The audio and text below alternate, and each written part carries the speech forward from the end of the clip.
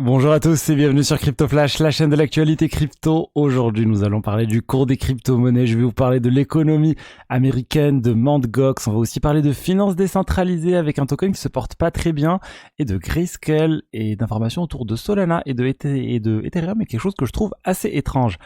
Tous les jours, le meilleur de l'actualité crypto. N'hésitez pas à vous abonner, activer la cloche pour ne rien rater. Au niveau du cours des crypto-monnaies, baisse des crypto-monnaies aujourd'hui, moins 1%, Bitcoin 56 989 $.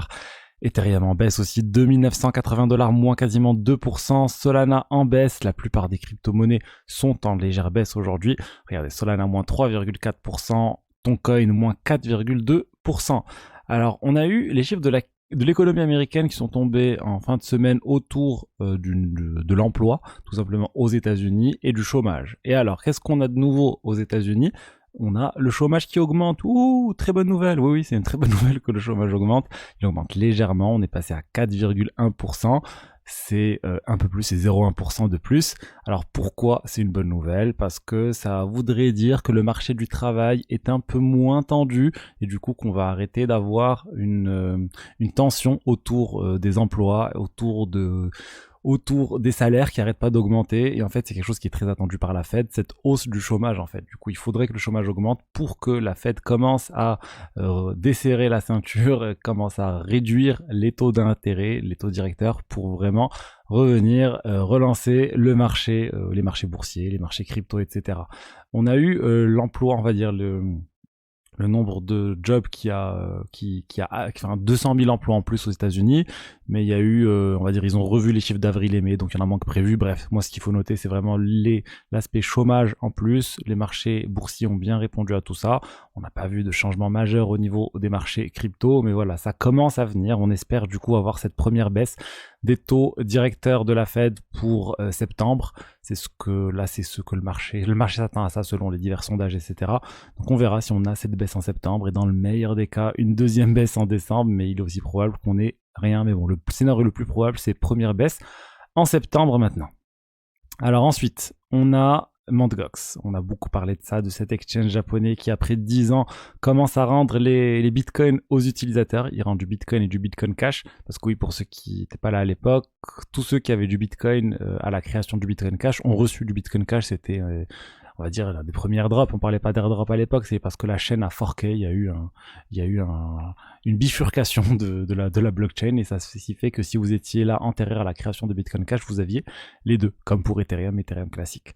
Donc ça commence à bouger du côté de Mt. Gox. Il y a 9 milliards de dollars qui vont être remboursés aux utilisateurs, et le remboursement a commencé. On a eu l'information, c'est bon, ça a commencé. Ça va s'étaler sur une certaine période, ça peut aller jusqu'à 3 mois en fonction de l'exchange choisi par les personnes pour récupérer l'argent. Par exemple, si vous êtes sur Kraken, ça peut mettre jusqu'à 90 jours. Si vous êtes sur BitGo, ça peut prendre 20 jours. Si vous êtes sur Bitstamp, ça peut prendre 60 jours. Bitbank dans les 14 jours. Donc vraiment, ça va varier, et tant mieux. Je vous ai dit, moi, tant que ça se fait pas d'un coup, tant que les gens reçoivent leur Bitcoin petit à petit, il faut pas craindre une trop grosse baisse du marché, mais ça fait quand même beaucoup d'argent. Ça fait quand même 9 milliards de dollars qui sont bloqués depuis un certain temps, que les gens pourront du coup vendre, et c'est clairement une pression vendeuse sur le Bitcoin. Il faut pas se mentir à ce niveau-là. On a l'Allemagne aussi, ils ont dans les 2,3 milliards de Bitcoin qui sont en train de vendre. Les États-Unis, ils ont plus de 10 milliards de Bitcoin aussi qui vont finir par vendre un jour ou l'autre.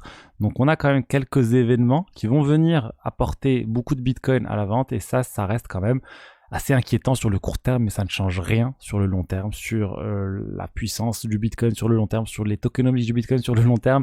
La barre des 21 millions qui pour l'instant reste figée à 21 millions. Moi j'ai on va dire un avis personnel qui fait que dans 30 ans, 40 ans, voire moins, je pense qu'il y aura des discussions pour changer tout ça, mais c'est pas dramatique non plus. Ensuite, Celsius, vous vous rappelez de Celsius, la blockchain, le service qui permettait d'obtenir des taux d'intérêt sur un certain nombre de cryptos qui étaient centralisés. Et ben là, Celsius est en train de demander, ils ont porté plainte en fait tout simplement contre pas mal de personnes qui ont retiré des cryptos de Celsius dans les 90 jours avant la faillite de Celsius. Parce qu'en fait, c'est la loi américaine. Les sociétés qui font faillite ont le droit de venir réclamer l'argent qui a été remboursé, on va dire frauduleusement ou pas, mais dans l'argent qui a été remboursé aux créanciers dans les 90 jours avant la faillite. Donc sur FTX, j'ai pas vu ce type de choses. Sur Celsius, on l'a. Et du coup, malheureusement, des personnes qui ont senti le vent tourner, qui ont récupéré l'argent, vont se retrouver à devoir justifier ou devant un juge ou autre ces retraits et ils demandent de rendre l'argent. Vraiment, ça va être très très compliqué pour les utilisateurs. Dites-moi si vous êtes concerné, est-ce que vous avez reçu ce type de choses? Peut-être qu'ils sont attaqués qu'au gros montant. J'ai pas l'information sur qui a été attaqué, mais en tout cas, soyez vigilants si vous avez retiré de l'argent de Celsius. Potentiellement, on pourrait vous demander de le rendre. Ensuite, on va parler de finances décentralisées avec Pendle. Pendle, c'était un peu le chouchou de la DeFi ces derniers mois, avec tout ce qu'il permettait de faire autour du rendement. Et là, en fait, Pendle vient de perdre 45% de la TVL, c'est-à-dire de la quantité d'argent qui était bloquée sur Pendle. Pourquoi? Parce qu'il y avait un certain nombre de pools qui arrivaient à maturation au 27 juin, qui arrivaient à maturité au 27 juin. En fait, Pendle, ça vous permet de décorréler le rendement du produit qui génère le rendement, et il y a du trading qui se fait autour de ça, et avec des dates de maturité à quelques mois. Et du coup, suite à l'arrivée du 27 juin, il y a un certain nombre d'airdrops qui se sont terminés, notamment ce qui est autour d'Eigenlayer, et du coup pas mal de personnes ont décidé de retirer leur fonds de Pendle, ce qui explique cette chute. Après, il y a tout un nouveau narratif qui est en train de naître maintenant avec les concurrents d'Eigenlayer tels que Symbiotic, Karak, etc. Et peut-être qu'il va y avoir une deuxième vague, mais en tout cas, le cours du token a pas mal chuté. Regardez, le 27 juin, on était dans les 800 millions de dollars, 812 millions de dollars, là on est à 600 millions de dollars, 500 et quelques. Donc bon, ça montre un peu les aléas de ce type de token qui ont vraiment une augmentation soudaine. Regardez, le 19 mars, on était à 200 millions de dollars. Tout le buzz, je vous ai dit, autour de Eigenlayer, ça a bien augmenté. Et là, ça chute malheureusement, mais ça change rien, on va dire, au fonctionnement de Pendle. Ça reste le produit leader sur le marché pour faire du trading autour du rendement. Il y a d'autres produits qui existent aussi, mais ils sont loin derrière Pendle. Et pour l'instant, on parle vraiment du numéro 1. Ensuite, on va parler de Grayscale et de l'Ethereum Trust.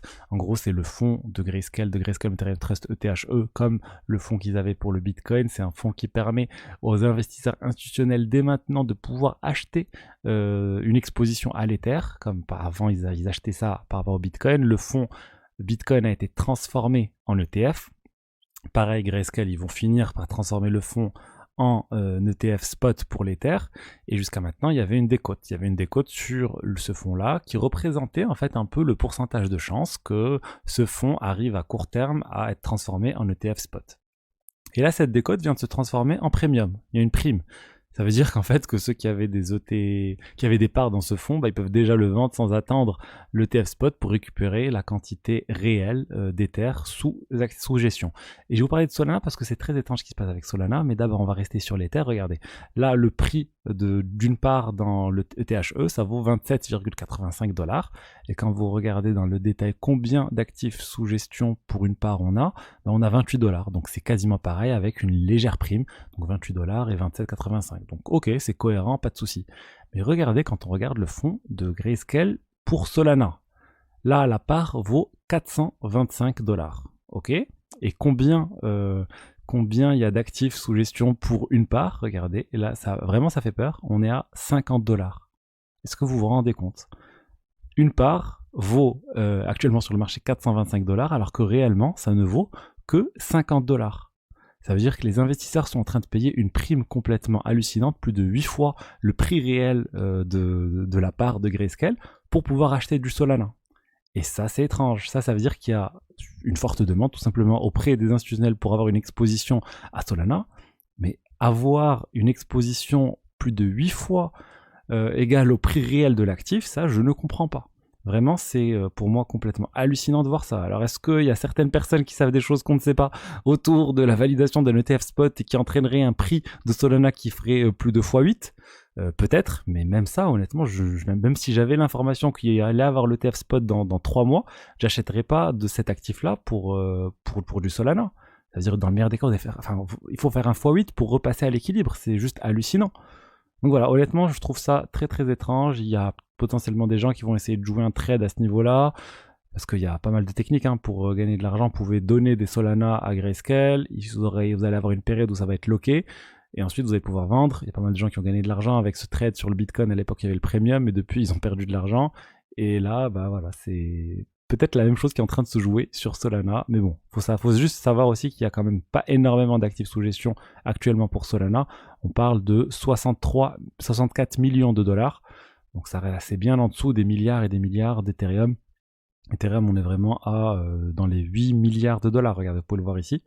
8 milliards de dollars d'Ether sous gestion dans Grayscale. Donc voilà, honnêtement, je n'ai pas d'explication logique à ce x8 par rapport au prix réel. Mais bon, je voulais vous en parler parce que vraiment, c'est très, très étrange. Donc voilà ce que je voulais vous dire aujourd'hui sur les diverses actualités crypto. J'espère que le contenu vous a plu. Si c'est le cas, n'hésitez pas à liker, commenter, vous abonner. Je vous dis à demain pour la suite. Allez, au revoir. Ciao, ciao.